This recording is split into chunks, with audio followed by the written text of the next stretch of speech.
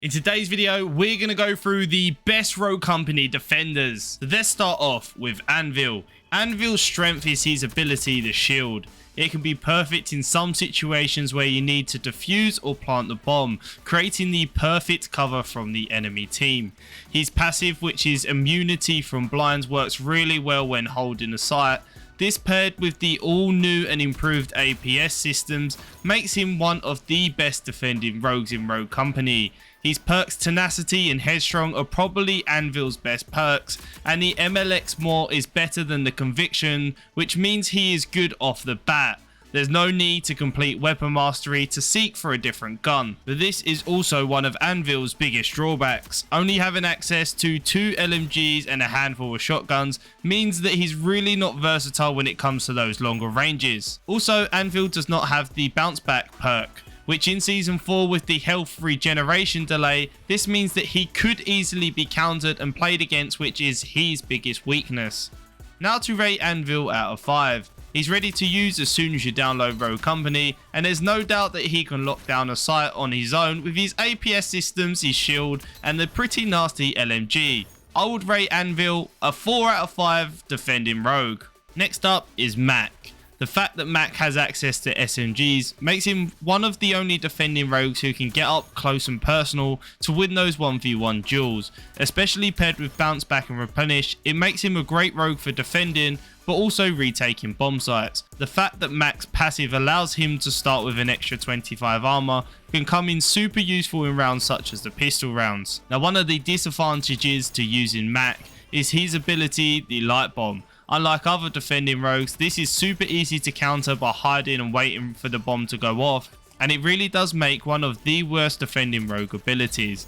Though it can be super useful for holding a point or useful in 1v1s to help delay your enemy, if you don't already have access to Mack, he is one of the new rogues in Season 3, and to be honest, I wouldn't rush to unlock him. Now Mack, for me, even though he is the only defending rogue to have access to SMGs and APS systems, I feel like everything that Mack does, Anvil does better, and therefore I'm going to give him a 2 out of 5. Now let's move on to Trench. Now once mastered, he has access to any DMR and assault rifle, which in Season 4 means he goes right up the pecking order. With the all new buffed APS systems means Trench is one of the best defending rogues. His ability Gadget Up allows him to carry an additional APS and trip mine. His barbed wires are really useful for locking down a site, and that paired with the all annoying trip mines give him the ability to hold a site solo. Trench also has Headstrong and Bounce Back, which makes him very tanky. Now Trench's drawbacks are his default guns in the HRM and the MXR, which are both great, but there are better options in both classes. Also, in terms of ability, it probably is the second least effective after Mack's Light Bomb. Now Trench's rating out of 5, I think he's a great rogue overall and is perfect for locking down a site and area for your team. I'll give Trench a 4 out of 5. Now on to the toxic queen herself, Vi, with a pool of vile poison, which is so useful for delaying enemy pushes, but should the enemy decide to push through them, then Vi's ability allows her to gain 25 health from the damage inflicted. Like most of the other defending rogues, Vi has access to Bounce Back, which is very useful, but the rest of her perks are very average. But to make up for that though, Vi, like Trench and Cannon, can run an assault rifle, which with the KA-30 being one of the best in town. However, one of the drawbacks, her gadget, the tear gas, means that she doesn't have access to the APS system, which in Season 4 I think is very important when it comes to holding a site down. Vi's strength really does come with delaying the enemy pushes rather than being able to stop them altogether and absorbing incoming missiles such as grenades and abilities.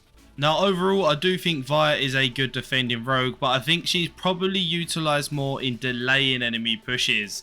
That all being said, I think Vi is a solid rogue and I'm going to give her a rating of 3 out of 5. Now we're on to Cannon and his Gatling gun, which, if I'm being honest, is probably one of the most fun abilities in the game. But that is really where the pro ends, and we'll return back to that in the cons.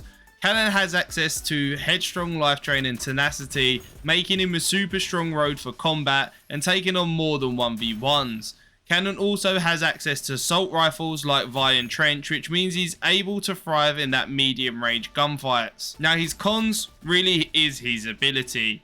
It's far too easy to counter, and it really is something that isn't all that useful in competitive play. He has no access to APS systems, which makes locking down an area a bit harder than say using Anvil or Trench, so his usefulness as a defender means he really isn't that strong. Now Cannon's rating out of 5, I do think his ability is a great addition to the game, but as a defending rogue I think he lacks in some departments, so I'm going to have to give him a 2 out of 5. Now if you want 5 tips on how to improve in Rogue Company Season 4, then check this video out here.